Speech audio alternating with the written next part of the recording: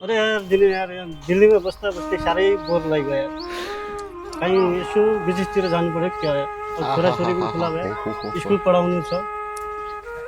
कहीँ यसो कोही चिने जाने मेन पावर छ भने भन्नु। तू केका लागि टेन्सन लिँदो है त? कहाँ छ त यार, त्यो राम्रो भइहाल्यो यार, हेर्दै नि त यार। ल हुन्छ हट, एजेन्टसँग पहुँचाइदिँदो भए त। अरे म त यार पढा लेखे आछि यार। बिचरा पढाइ लेखी नभए पनि जापान पठाइदिने मान्छे पनि छन् हाम्रा पास यार। कहीँ नानी जग्गा ल्याएको छु अनि आमाका कानेदाका सुन्छन्, त्यो बेसी विदेशतिर जाँदो भयो त।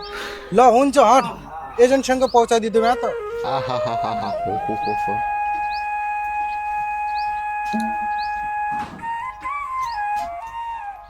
नमस्कार नमस्कार दाजु। नमस्ते नमस्ते दाजु, हाम्रो भिसा आएन अहिलेसम्म, साल 6 महिना भइगयो। भाइ मैले धेरै पहिला भेजिसकेँ हौ, धेरै पहिला आइसक्यो। तपाईँहरू किन आउनुहुन्छ मेरो अफिसमा बार बार? पठाइसकेँ मैले। तपाईँले एकचोटि भनेपछि लाग्दैन तिमीहरूलाई? त्यति सजिलो छ जापान भनेपछि, त्यति सजिलो छ। त्यसै पनि तपाईँ पढिरहेको छैन, झन् त्यसै पनि मैले काम गराइदिएको छु। मलाई टेन्सन दिनुहुन्छ तपाईँहरू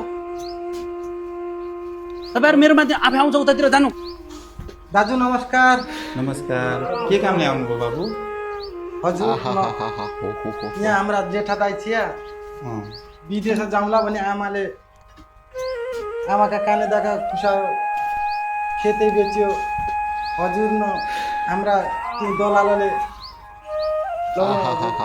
हाम्रा तीन दलालले पैसा सबै पुरा लिदियो, पुरा खाइदियो। अब त केहरू कसोहरू हजुर न हाम्रो केही हेल्प गरिदिनु पर्यो। कुन देश जानु लाग्नुभयो तपाईँलाई?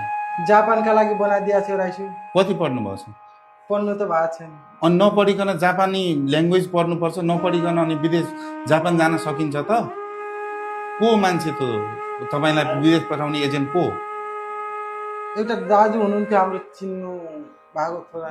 मलाई एकपल्ट उहाँसँग भेट गराउनु, म कुरा गर्छु के भन्नुहुन्छ, हजुर अनि हजुरलाई म भन्छु है। हजुर हस् ल हस्। ए नमस्कार हजुर, नमस्कार। नमस्कार नमस्कार नमस्कार। मैले सुनेको थिएँ तपाईँ जापान पठाउनुहुन्छ अरे, नपढेको मान्छेलाई पनि जापान पठाउनुहुन्छ अरे भन्ने सुनेको थिएँ।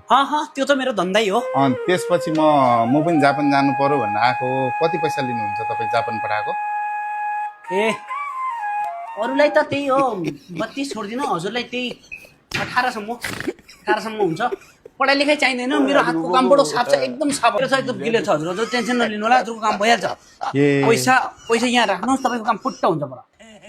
मेरो हात यति साफ छ, हजुर कुनै नरेन भयो, यति साफ छ। तपाईँको कसो छ मलाई थाहा छैन।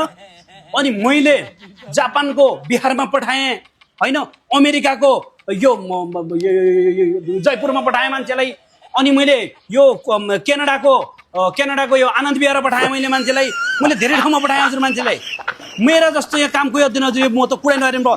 मैले अरूभन्दा त नि दुबईको हिमाचल पठाएँ मान्छे मैले। म यो दुबईको यो तपाईँलाई थाहा छैन, मैले दुबईको हरिद्वार, महेन्द्रनगर, यो बनमासा पुलो दुबईभित्रै पर्छन् ती पनि मैले त्यहाँ पठाएँ मान्छे। त्यही पर कस्तो मान्छे त्यही 50,000 60,000 रुपियाँ। त्यसो भएदेखि त मलाई जापानको बिहार जान एकदम मन परेको थियो हजुर। अनि उता दुबईको महेन्द्रनगर पनि जान मन थियो। अब तपाईँ दुईटामा कुन चाहिँमा पठाउनुहुन्छ त? म त्यो जापानको बिहारमा पठाइदिन्छु हजुर तपाईँलाई म। त्यसो भएदेखि अघि तपाईँ भन्दै हुनुहुन्थ्यो मलाई मेरो हात बहुत साफ छ भनेर। तपाईँ भन्नु त तपाईँको हात कति साफ रहेछ, यता अलि ओरा आउनु त। अरे मेरो हात त सर, मेरो हातको कुरा के गर्नुहुन्छ सर?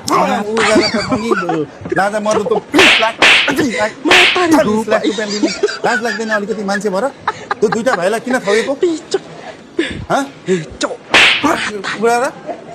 लाज लाग्दैन अलिकति?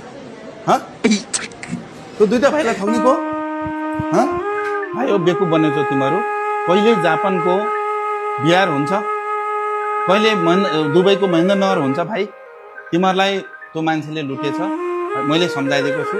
त्यो पैसा फिर्ता मिल्छ, तिमी टेन्सन नगर, ठिक छ। बिचरा आमाको कानको सुनको कान बेचेर, जग्गा बेचेर तिमीले पैसा दिएको रहेछ, ठिक छ। मैले त्यसलाई राम्रोसँगले रामधुलाई गरिदिएको छु।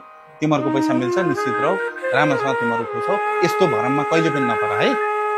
हस् ल, धन्यवाद। हेलो एउटा मान्छेले कस्तो बेकुब बनाएको छ हेर न, यहाँ जापान लान्छु भनेर अब बिहार लाँदो रहेछ, अनि मुम्बई दुबई लान्छु भनेर उता महेन्द्रनगर पो आफ्नो नेपालमा पो पठाउनु लागेको छ। अनि यो भाइहरूलाई सम्झाउँदै थिएँ। ल म पछि कुरा गरिहाल्छु।